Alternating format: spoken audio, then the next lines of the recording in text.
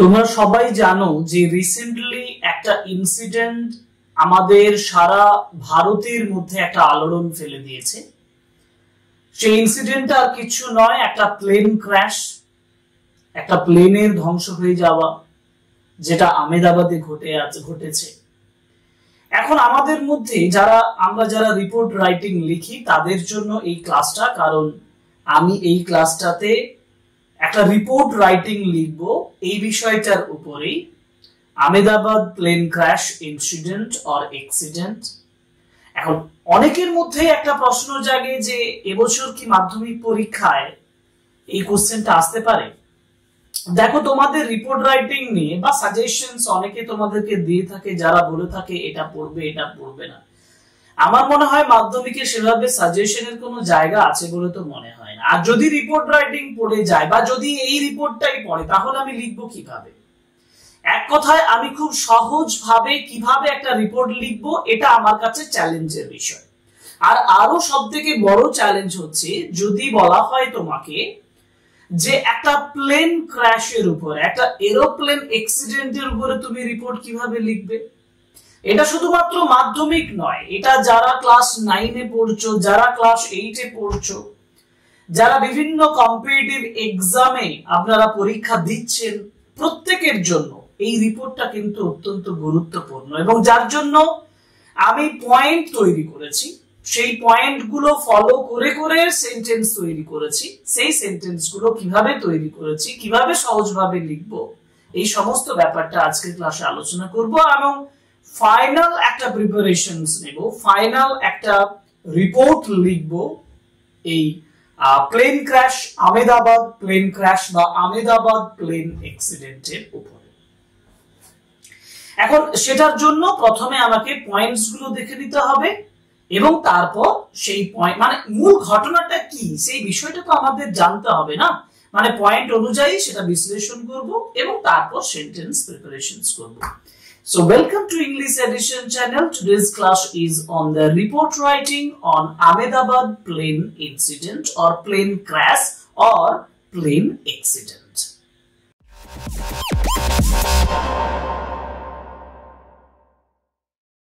দেখো, কিছু মানে পরিসংখ্যান আছে, যে পরিসংখ্যানগুলো আমাকে জানতে হবে প্রথমে। আর আমি যে প্লেন অ্যাক্সিডেন্টের উপরে রিপোর্টটা লিখবো, সেই রিপোর্টটাতে কি কি বিষয় প্রথমে লিখবো, তারপরে কি বিষয় লিখবো, এই বিষয়গুলো আলোচনা করার প্রয়োজন আছে। আচ্ছা, আমি প্রথমে পয়েন্টস গুলো দেখে নিই, মানে যে ইনফরমেশনস গুলো আমার প্রয়োজন হবে সেই ইনফরমেশনস গুলো দেখে নিই, কারণ আমাদের এই বিষয়টা সম্পর্কে জানা দরকার। সবাই নিউজ পেপার পড়ে তোমরা নিশ্চয়ই অবহিত নও। তাহলে প্লেন ক্র্যাশটা ঘটছে আহমেদাবাদে, কেন ঘটছে, কখন ঘটছে, কোথায় ঘটছে, এই কতজন মারা যাচ্ছে, কতজন এর দ্বারা প্রভাবিত হচ্ছে, আফটার ইফেক্ট কি, এই সমস্ত বিষয়টা আলোচনা করব। এবং এক কথায় আমি একটা প্লেন অ্যাক্সিডেন্টের উপরে যদি রিপোর্ট পরবর্তী লিখতে চাই, তাহলে আমি অবলীলায় এই রিপোর্টটা লিখতে পারবো। ফার্স্ট দেখো, তোমাদেরকে বলেছে প্লেন ক্র্যাশ অ্যাক্সিডেন্ট। হ্যাঁ, যেটা ইম্পর্টেন্ট ঘটনা সেটা হচ্ছে, হ্যাঁ এটা তো একটা প্লেন ক্র্যাশ অ্যাক্সিডেন্ট না। হ্যাঁ, প্লেন ক্র্যাশ অ্যাক্সিডেন্ট, এটা হচ্ছে ফার্স্ট পয়েন্ট। সেকেন্ড পয়েন্টে আমি বলছি ডেথ, মানে সেকেন্ড পয়েন্টে যেটা আছে সেটা হচ্ছে ডেথ, মৃত্যু হয়েছে 274 জনের মৃত্যু হয়েছে। খুব দুঃখজনক ঘটনা, খুবই আনফরচুনেট একটা ইনসিডেন্ট। এবং আমরা সবাই জানি যে 274 জন, মানে প্লেন অ্যাক্সিডেন্টে সাধারণত মৃত্যুটা এই সংখ্যায় হয় এবং মৃত্যুটা আরো বেশি হয়েছে সাধারণত, মানে যেখানে প্লেনের যাত্রী যাদের থাকে তার সত্ত্বেও তার বাইরেও এই অ্যাক্সিডেন্টটা মানে মৃত্যুটা ঘটছে, কারণ এমন একটা জায়গায় এই অ্যাক্সিডেন্টটা হচ্ছে যেটা লোকালিটি। আমি আস্তে আস্তে সব পয়েন্টে আসবো। ইনজিওর্ড, আহত হয়েছে, সার্ভাইভড, বেঁচে গেছে। আর সব থেকে আশ্চর্যের বিষয়, এই প্লেন অ্যাক্সিডেন্টে একজন বেঁচে গেছে, মানে যেটা আশ্চর্য ব্যাপার, অত্যন্ত আশ্চর্যের ব্যাপার। সাধারণত প্লেন অ্যাক্সিডেন্টে যারা প্যাসেঞ্জার থাকে বা মৃত্যুর চান্সটা সব থেকে বেশি, বেঁচে যাওয়ার চান্স থাকেই না। হ্যাঁ, সেক্ষেত্রে সার্ভাইভালের কথা এখানে বলবে। এবার প্লেস, টাইম এন্ড ডেট। দেখো প্লেস হচ্ছে আহমেদাবাদে ঘটছে, কিন্তু আহমেদাবাদে কোথায় ঘটছে? আহমেদাবাদ অন থার্সডে আফটারনুন, আমরা 12 জুন বলবো, 12ই জুন হচ্ছে, এবং 12ই June Tuesday afternoon, Thursday afternoon, বৃহস্পতিবার বিকেল বেলা, এবং near Sardar Vallabhbhai Patel international airport, একেবারে এয়ারপোর্টের কাছাকাছি ঘটনাটা ঘটেছে, কারণ এয়ারপোর্ট থেকে প্লেনটা সবেমাত্র টেক অফ করেছিল। crashed on the BJ Medical College campus, এবং মেডিকেল কলেজ একটা ক্যাম্পাস আছে, বিজে মেডিকেল কলেজ ক্যাম্পাস, সেখানে যে ক্র্যাশ করেছে, একেবারে মেডিকেল কলেজের ক্যাম্পাসে যে হোস্টেল, কলেজ হোস্টেল, সেই হোস্টেলে যে আঘাত করেছে। এবার এরোপ্লেন ডিটেলসটা আমাকে জানতে হবে। এরোপ্লেন ডিটেলস মানে কোন এরোপ্লেনে ঘটনাটা ঘটছে, এবং এর জার্নি হচ্ছে লন্ডনের জন্য উদ্দেশ্যে বেরিয়ে পড়েছিল। when happened, কখন ঘটেছিল না, এটা আমাকে বলতে হবে কখন কিভাবে ঘটছে। আর এয়ার ইন্ডিয়া প্লেন, এই প্লেনটার নাম হচ্ছে Air India plane, Boeing 787 flight. এটা ব্র্যাকেটে উল্লেখ আছে, তুমি রিপোর্ট লেখার সময় ব্র্যাকেটে উল্লেখ করতে পারো। এখন ডিটেলস অফ দ্য ডেথস, দেখো ডিটেলস অফ দ্য ডেথস খুব ইম্পর্টেন্ট, কারণ 274 জনের হিসাবে এই প্লেনের ভেতরে মোট ক্রিউ ছিল 242, যার মধ্যে একজন বেঁচে যাচ্ছে, মানে 241 এর মধ্যে 229 হচ্ছে প্যাসেঞ্জার্স, 2 হচ্ছে পাইলট, আর 10 আদার ক্রিউজ, মানে প্লেনের যারা অন্যান্য সঙ্গী হিসাবে যারা কাজ করেন তারা যুক্ত ছিলেন, মোট 241 জন মারা গেছে। তাহলে বাকি 33 জন, এই বাকি 33 জন যেখানে অ্যাক্সিডেন্টটা হলো সে জায়গায় আমি বললাম যে মেডিকেল কলেজের হোস্টেল, সেখানে যে আঘাত করছে, অতএব একটা লোকালিটিতে আঘাত করছে, সেই লোকালিটিতে 33 মারা যাচ্ছে, খুবই প্যাথেটিক। তারপর সার্ভাইভাল ডিটেলস, যার নাম হচ্ছে বিশ্বাস কুমার রমেশ, যার সিট নাম্বার ছিল 11A, luckiest seat number. Details of the place, এই জায়গাটা যেখানে মানে যে ক্র্যাশ করছে সেই জায়গাটার ডিটেলস বলতে হচ্ছে অ্যাক্সিডেন্টটা। রেস্কিউ ওয়ার্ক এবং উদ্ধার কার্যের ব্যাপারটা বলতে হচ্ছে, ইনভলভড পুলিশ ইনভলভড হচ্ছে, মানে রেস্কিউ ওয়ার্কের জন্য লোকাল পুলিশ আসছে, ফায়ার সার্ভিস আসছে, civil hospital, doctors, army personal, DNA team আসছে পরে, কারণ তাদের ব্লাস্টের পরে ওই মানুষগুলোর দেহ চিহ্নিত করা খুব মুশকিল হয়ে যাচ্ছে যার জন্য, তাই না? আর recovery of black box is the very essential thing of a প্লেনের একটা অত্যন্ত গুরুত্বপূর্ণ বিষয় হচ্ছে ব্ল্যাক বক্স, সেটা উদ্ধার করা হচ্ছে। আর সার্চ ইনভেস্টিগেশনস, মানে পসিবল রিজনের জন্য সার্চ ইনভেস্টিগেশনস এর জন্য একটা পদক্ষেপ নেওয়া হবে।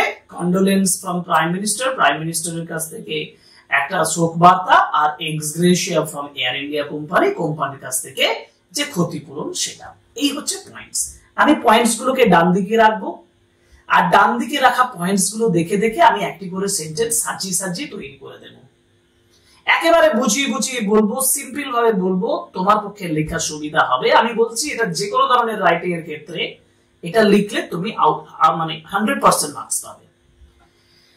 পরের পেজে আমি কি বললাম, আমি বললাম যে এটাকে পয়েন্টস গুলোকে আমি সবসময় ডান দিকে রাখবো। ডান দিকে রেখেছি, আমার মাথার উপরই দেখতে পাচ্ছ লেখা আছে। এখন প্রথমে আমি যখন একটা রিপোর্ট লিখবো, আমার কাছে সবচেয়ে ইম্পর্টেন্ট হচ্ছে হেডলাইন। আমি হেডলাইনে কি দিতে পারি? আমি হেডলাইনে দিতে পারি যে এয়ার ডিজাস্টার, আমি বলতে পারি, তাই না? আমি বলতে পারি যা crash of N aeroplane, 274 died, 274 killed। তাহলে আমি এক্ষেত্রে যখন হেডলাইনটা দেবো, হেডলাইন দিচ্ছি, দেখো একটা হেডলাইন আমি রেডি করেছি তোমাদের জন্য, সেটা হচ্ছে Air India plane crashed, 274 killed। এটা তুমি হেডলাইন দেবে। হেডলাইন দেওয়ার পরে ডান দিকে, এটা বাঁ দিকে লেখা আছে, আমি একটা রাফ তৈরি করছি বলে বাঁ দিকে লিখেছি, তবে এখানে হেডলাইনের ডান দিকে লিখবে বাই এ স্টাফ রিপোর্টার। আমি ফাইনাল যখন রিপোর্টটা দেখাবো তখন তোমাদেরকে কমপ্লিট দেখিয়ে দেবো যে ডান দিকে, ওই হেডলাইনের ডান দিকে তুমি বাই এ স্টাফ রিপোর্টার এভাবে লিখবে। আর এরপরে যেটা, সেটা হচ্ছে প্লেস অফ অ্যাক্সিডেন্ট দিয়ে শুরু করবো, মানে আহমেদাবাদ থেকে ঘটনাটা ঘটছে, এবং মনে রাখবে আহমেদাবাদ, এবং 13 জুন এক ডেটটা দিতে পারবো, আমি ডেটটা এখানে দিইনি, তুমি মনে রাখবে 13 জুন দেবে, আহমেদাবাদ 13 জুন, ঠিক আছে? এখন আমি যদি একটা প্লেন অ্যাক্সিডেন্টের রিপোর্ট লিখি না, প্রথমে যে প্যারাগ্রাফটা লিখবো সেই প্যারাগ্রাফটা খুব অ্যাট্রাকটিভ হতে হবে। মানে আমাকে বলতে হবে একটা এরোপ্লেন অ্যাক্সিডেন্ট হয়েছে এবং তাতে কজন মানুষ, মানে আমি সাধারণত মৃত্যু দিয়ে স্টার্ট করি। রিপোর্ট লিখতে গেলে সাধারণত ডেথ দিয়ে তুমি যদি স্টার্ট করো না, সেটা অনেক বেশি স্ট্রাইকিং হয়।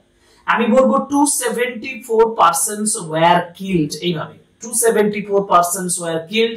কোথায়? ইন এ প্লেন ক্র্যাশ, একটা প্লেন ক্র্যাশে, তাই না?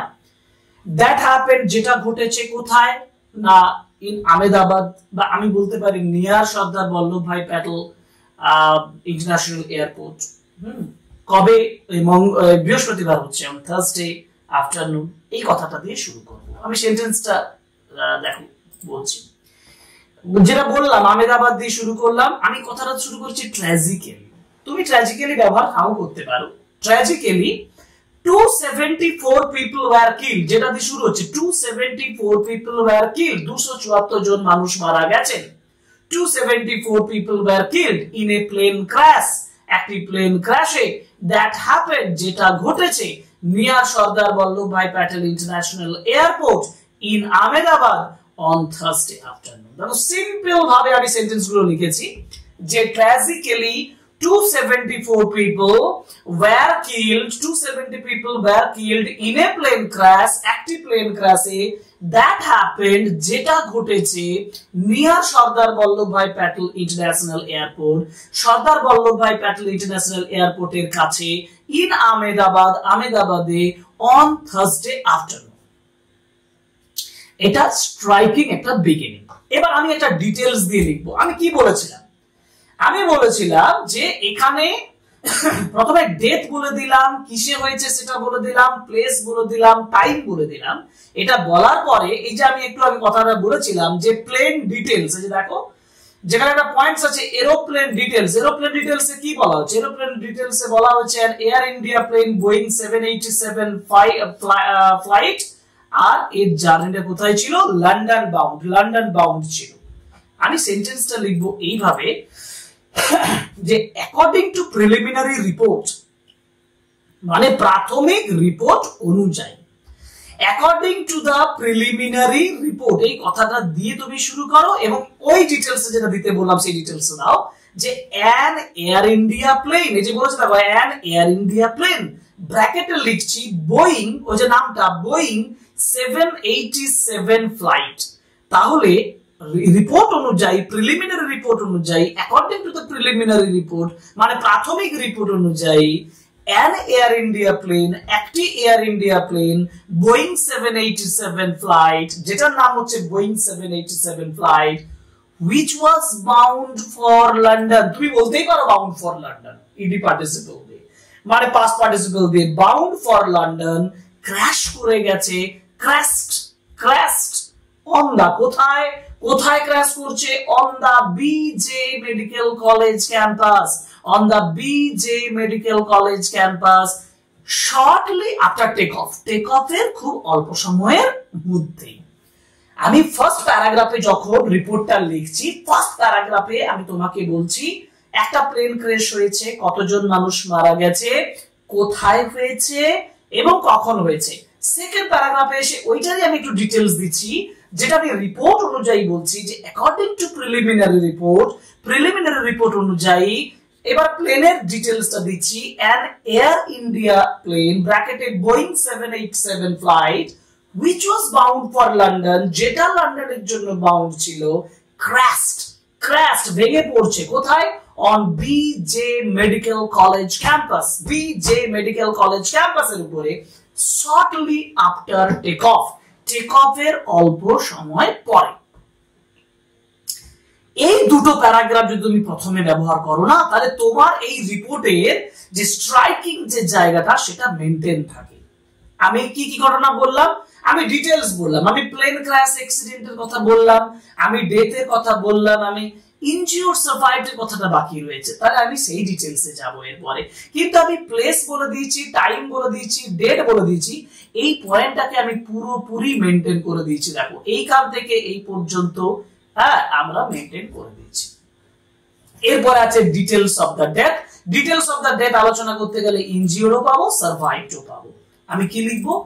আমি এবার দিচ্ছি ডিটেল। আমি বলেছিলাম 274 জনের মধ্যে 242 জন ছিল প্লেন প্যাসেঞ্জার, তার মধ্যে একজন বেঁচে যাচ্ছে।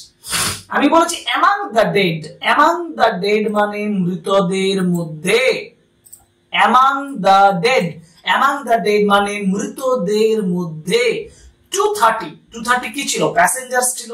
তাহলে 230 people were passengers, 230 were passengers, 230 people were passengers, 2 were pilots, 2 were pilots and 10 were crew members, crew members বলতে প্লেনে যারা কাজ করে, এয়ার হোস্টেস সহ বিভিন্ন ব্যক্তিরা, তারা 10 জন ছিল। আমি আবার বলছি among the dead মানে মৃতদের মধ্যে, among the dead 230 were passengers, 230 John passenger ছিল, 2 were pilots, 2 were pilots আর কি, and 10 were crew members, আর বাকি 33 and এবং 33 were individuals, were persons, were individuals on the ground মানে বাইরে ছিল, মাটিতে ছিল, ভূমিতে ছিল, বাইরে, প্লেনের ভিতরে ছিল না। প্লেনের ভিতরে 274 জনের মধ্যে 242 প্লেনের ভিতরে ছিল, 33 বাইরে ছিল, তার মধ্যে একজন বেঁচে যাচ্ছে, তার কথাটা বলবো। আমি আরেকবার বলি, among the dead মানে মৃতদের মধ্যে, among the dead মানে মৃতদের মধ্যে 230 were passengers, 230 কিন্তু 229 মানে, আমি মৃতদের একটু মনে হচ্ছে ভুল হচ্ছে, কারণ এখানে কিন্তু 230, 240 এবং 242, তাই এই 230 সংখ্যাটা আমি 229 করব, কারণ একজন বেঁচে যাচ্ছে, তাই না? আমি এখানে 229 করব। তাহলে 229 were passengers, 2 were pilots and 10 were crew members and 33 people were on the ground, were individuals on the ground, তারা গ্রাউন্ডের উপরে ছিলেন। এরপরে যে কথাটা বলবো সেটা কি না, সেটা হচ্ছে only one passenger, একজন প্যাসেঞ্জার, যার নাম হচ্ছে বিশ্বাস কুমার রমেশ।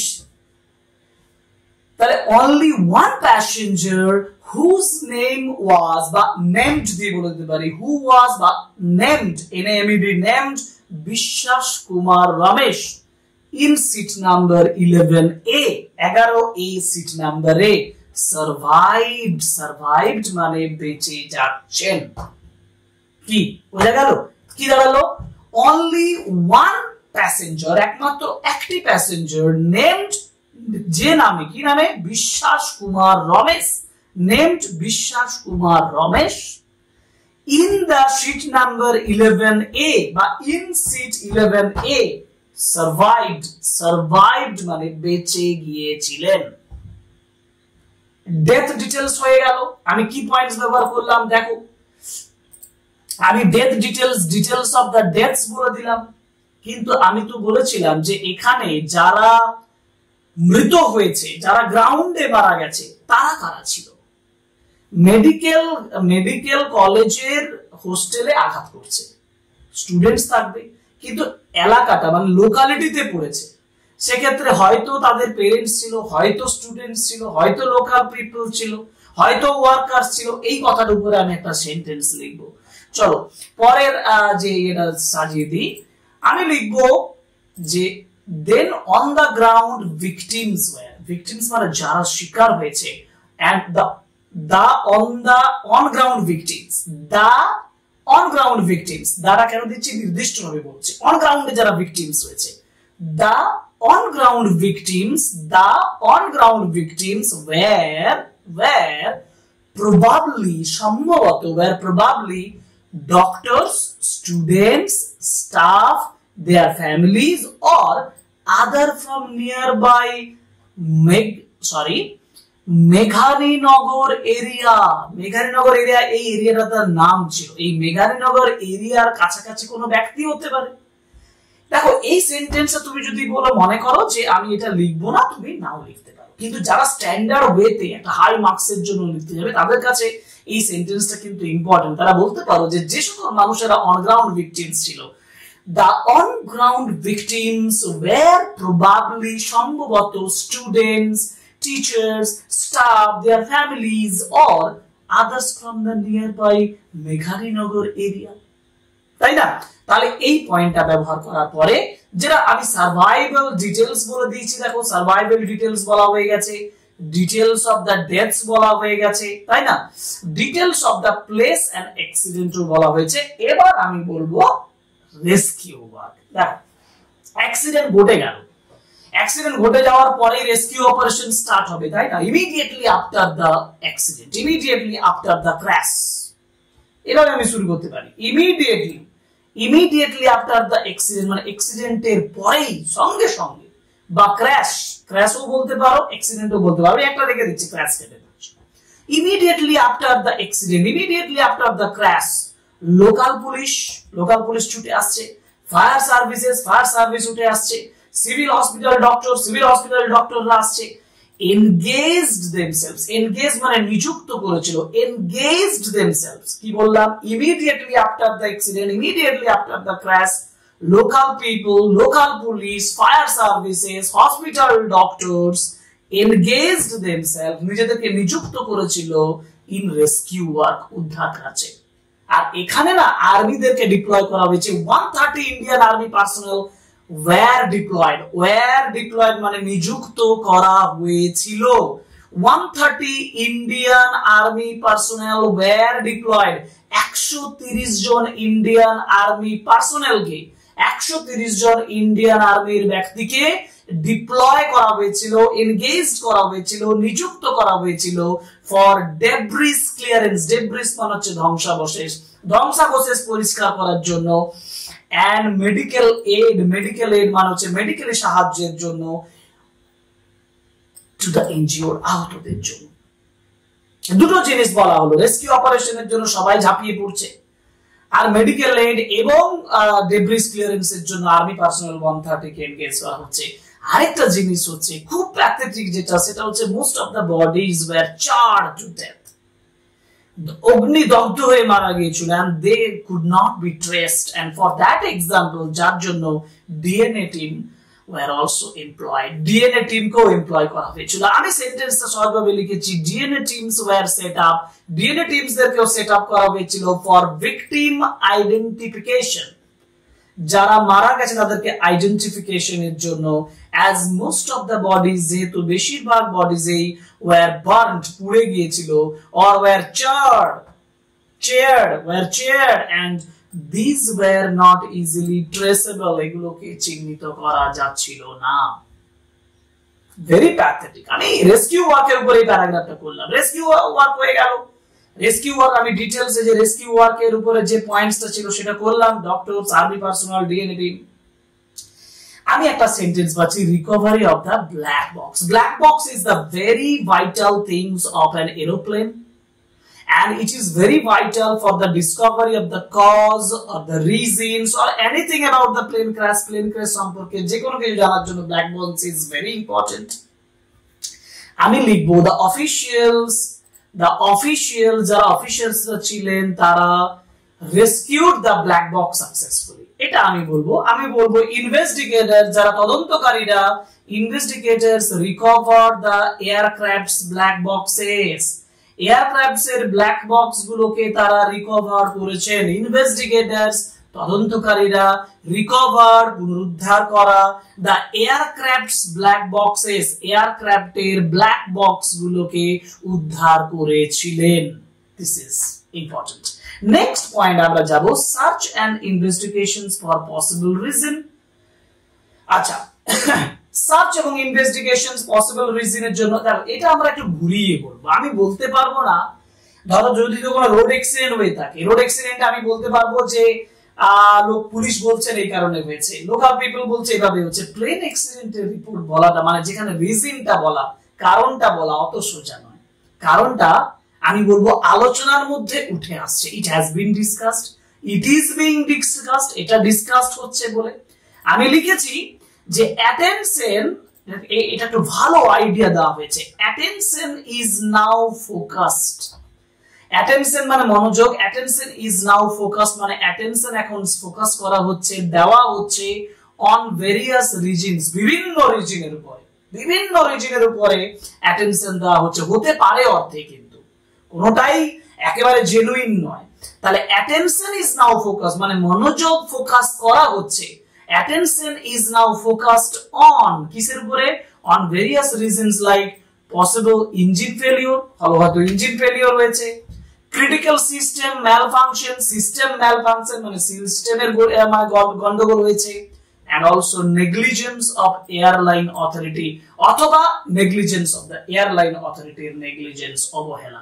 তিনটে জিনিস দেখো, একটা হচ্ছে ক্রিটিক্যাল সিস্টেম ম্যালফাংশন, একটা হচ্ছে পসিবল ইঞ্জিন ফেলিওর, আরেকটা হচ্ছে নেগলিজেন্স অফ দ্য অথরিটি। একটু ঘুরিয়ে যদি বলি তাহলে এই তিনটে লিখেও আমি বলতে পারি যে possible engine failure, critical system malfunctions and also negligence of the airline authority are being discussed